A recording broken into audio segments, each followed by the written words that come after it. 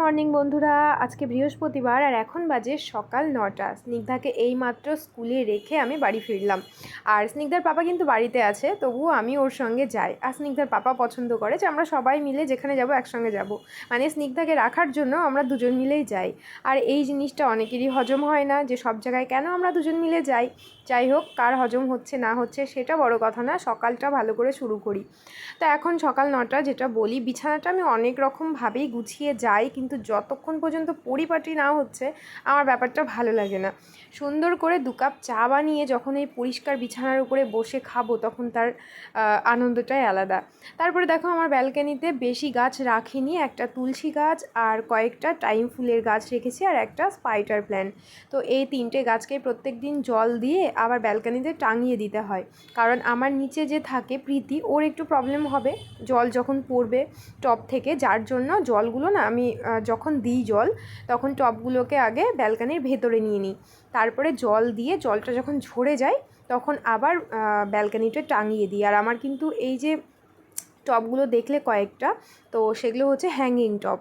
একটা তুলসী গাছ রেখেছি, কারণ না তুলসী গাছ ব্যালকানিতে রাখা বিশেষ দরকার হয় আমার, যখন তখন তো ছাদে যাওয়া হয় না। আর তুলসী গাছ জানোই গোপাল থাকলে কত কাজে লাগে। তারপরে বাসি 2টো নাড়টি ছিল যেগুলো ধুয়ে রেখে গেছিলাম, কিন্তু মেলে দিইনি। আজকে ওয়েদারটা এত মেঘলা মেঘলা ছিল, ভাবছিলাম যে মেলবো কিনা। আর আমার আলমারিটাকে দেখে প্লিজ কেউ খারাপ কমেন্ট করো না, কারণ একটু অগোছালো হয়ে আছে, কারণ আলমারিটার মধ্যে না সব ধরনের জিনিস রাখা থাকে, ডেলি পড়ার বা যেগুলো তুলে রাখার, তো যার জন্য একটু অগোছালো হয়ে যায়। তারপরে এখানে সুন্দর করে পুজো করে নিয়েছি। আর আজকে কতদিন পর যে আমি পুজো দিলাম, বলতে পারো এই মাসটা পুজোই দিতে পারিনি। আজকে অনেক দিন পর পুজো দিয়ে না এত ভালো লাগছিল, একদম মন দিয়ে পুজো দিয়েছি। আর একটু চাল কলা প্রসাদ দিয়েছিলাম। সেই পুজো দিয়েছিলাম জানি না 2 সপ্তাহ আগে হয়তো বা 3 সপ্তাহ আগে। তারপরে না লক্ষ্মীর ঘরটাকে আমি তুলতেই পারিনি। তো আজকে সুন্দর করে সিংহাসনটা ভালো করে ঝেড়ে মুছে পরিষ্কার করে সুন্দর করে গোপালকে স্নান করিয়ে বৃহস্পতিবারে পুজোটা কমপ্লিট করলাম। এর মধ্যে আছে পুঁই শাক দিয়ে আলু দিয়ে চটচটি, একেবারে অল্প একটু পুঁই শাক ছিল আর এক লেবু। আর এর মধ্যে মাছের সর্ষে বাটা, এটা হয়তো বাটা মাছ না কি জানি না আমি, বাটা মাছের সর্ষে বাটা হয়তো। আর এর মধ্যে আছে ডাল। এই হচ্ছে আজকের আমাদের রান্না বান্না। সেই দুপুরের পরে আবার রাত্রিবেলা তোমাদের সঙ্গে দেখা হচ্ছে। এখন ওই 8:30 পৌনে 9টার মতো বাজে। গিয়েছিলাম একটু বাজার থেকে ঘোরাঘুরি করে একটু চা সিঙ্গারা খেয়ে তারপরে ঘরে এসেছি। আর এখন দেখো জলের বোতলগুলোতে প্রত্যেকটা বোতলে আমি জল ভরছি, কারণ এটা হচ্ছে আমার কাজ। আর স্নিগ্ধার পাপার কাজ হচ্ছে এখান থেকে বোতল নিয়ে গিয়ে ফ্রিজে ভরা। তো আমি যদি প্রত্যেকটা বোতলে জল ভরে রেখে দিই, ও সময় মতো ঠিক বোতলগুলো নিয়ে গিয়ে ফ্রিজে ভরে দেবে। আর এখন হচ্ছে করব আলুর চপ। আলুগুলো সেদ্ধ করে রেখে দিয়েছিলাম, আর সম্পার স্টাইলে বানাবো চপ। এত টেস্টি বানায় না, দোকানের থেকেও ভালো হয় ওর আলুর চপ। তো কয়েকটা আলু সেদ্ধ করে নিয়েছিলাম, তো ভাবলাম এখন যদিও একটু রাত্রি হয়ে গেছে কিন্তু সবাই একটা করে খাবো, তো একটু আলুর চপ বানিয়ে নিই, কারণ দুপুরেরই সব কিছু ছিল, রান্না করার সেরকম কিছু নেই। তো তার জন্য ভাবলাম যে একটুখানি অন্য কিছু বানাই, মানে বিকেলবেলা কিছু খাওয়ার জন্য যেটা বানানো দরকার ছিল সেটা রাত্রিবেলায় বানিয়ে নিই। আর এখানে দেখো জিরে ফোড়ন দিলাম, তারপরে দিলাম শুকনো লঙ্কা, আর এখানে দিলাম একটু রসুন থেতো করে রেখেছিলাম, আদা থেতো করে রেখেছিলাম, তার মধ্যে সেদ্ধ করা আলুটা দিয়ে দিলাম। এরপরে দেবো হলুদ গুঁড়ো, একটু বেশি করে শুকনো লঙ্কার গুঁড়ো দিতে হবে যাতে একদম ঝালঝাল হয় খেতে। তারপরে দিতে হবে নুন, আর সঙ্গে ধনে গুঁড়ো বা জিরে গুঁড়ো যেটা থাকবে। আমি জিরে গুঁড়ো দিয়েছিলাম, জিরে গুঁড়ো দিলে বেশি টেস্টি হয় খেতে। তারপরে আলুটাকে সুন্দর করে একটু ভেজে নিতে হবে।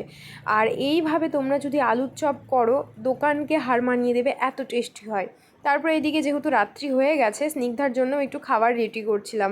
আর স্নিগ্ধার খাবারে আমি যেটা করি, একটুখানি মুগ ডাল দিই, একটুখানি গোবিন্দভোগ চাল দিই, আর একটুখানি মসুরের ডাল দিই। তো দিয়ে এবার ভিজিয়ে রেখে দেবো। আর স্নিগ্ধাকে এখন থেকে না, অনেক ছোট্টবেলা থেকে এই খিচুড়িটা আমি ওকে করে খাওয়াই।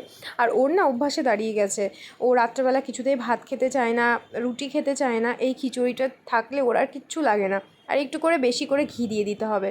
তো তারপরে একটু গাজর কেটে নিলাম আর একটু মিষ্টি আলু, তো পেঁপে থাকলে পেঁপে দিই, মানে যত রকমের সবজি থাকে, ঝিঙে পটল যা থাকে সব এইভাবে কেটে কেটে আমি দিয়ে দিই। আর কুমড়ো দিই, তোমাদেরকে যেটা আমি বলি যে কুমড়ো ওর রান্নার জন্যই লাগে আমার। তারপর এখানে একটু ক্যাপসিকাম ছিল, একটু ক্যাপসিকাম দিয়ে দিলাম। যেটা বললাম মানে ঘরে যা সবজি থাকবে আমি সব একটু একটু করে দিয়ে দিই। তারপরে সুন্দর করে সব কিছু ধুয়ে নিয়েছি। এরপরে দেবো বেশি করে জল, বেশি করে বলতে অনেকটা পরিমাণে জল দেবো, যাতে সবজি খিচুড়ি মানে সবজি তারপরে ডাল চাল সব সেদ্ধ হয়ে যায়। তো ওইদিকে তো আমি বসিয়ে দিয়েছি, স্নিগ্ধার খিচুড়িটা হতে অনেকটা সময় লাগে। আর এইদিকে আলুগুলো দেখো ঠান্ডা হয়ে যাওয়ার পরে চপের শেপে করে নিয়েছি। তোমরা যেভাবে বানাতে চাও সেইভাবেই করবে। আর গরম তেল একটু এই ব্যাটারটার মধ্যে দিয়ে দিলাম, মানে বেসন দিয়েছিলাম, একটু কালো জিরে আর একটু শুকনো লঙ্কার গুঁড়ো আর একটু হলুদ গুঁড়ো, যাতে ঝাল ঝাল হয়। আর আলুর চপ খাবো তো একটা করে, একটু ঝাল ঝাল হলে ভালো লাগবে। আর আমি কিন্তু একটু ধনেপাতাও দিয়েছিলাম এই আলুটার মধ্যে, তোমাদেরকে বলতে ভুলে গেছি। তারপরে সুন্দর করে এখন ভেজে নেব। আর স্নিগ্ধার যে খিচুড়িটা ওটা রান্না করতে কিন্তু অনেকটা সময় লাগে, মানে আমি ইন্ডাকশানে করি আর 500-তে দিয়ে রাখি। তোমরা যদি গ্যাসে করো তো একদম ফ্লেমটাকে কমিয়ে দেবে, কমিয়ে দিয়ে করলে তবেই কিন্তু সুন্দর করে খিচুড়িটা হবে, মানে সেদ্ধ হবে, সবজি ডাল চাল সব সেদ্ধ হয়ে যাবে। আর এইদিকে আমি আলুর চপগুলো ভেজে নিচ্ছি, যেহেতু দিয়েছিলাম একটু গরম তেল, কি মুচমুচে হয়েছিল চপগুলো খেতে। নতুন কিছু শিখলে স্নিগ্ধার আনন্দের শেষ থাকে না, বারবার ওই জিনিসটাই করতে চাই। তো দেখো এ লেখা শিখেছে আর বি লেখা শিখেছে, তো সেটাই বারবার করে আমাদেরকে দেখাচ্ছিল। তো ছোট্ট একটা ভিডিও তোমাদের সঙ্গে শেয়ার করলাম, আশা করি তোমাদের ভালো লেগেছে। যদি ভালো লাগে তো অবশ্যই লাইক করো আর কমেন্ট করে জানিও ভিডিওগুলো কেমন লাগছে। তো দেখা হচ্ছে তোমাদের সঙ্গে নেক্সট কোনো ভিডিওতে।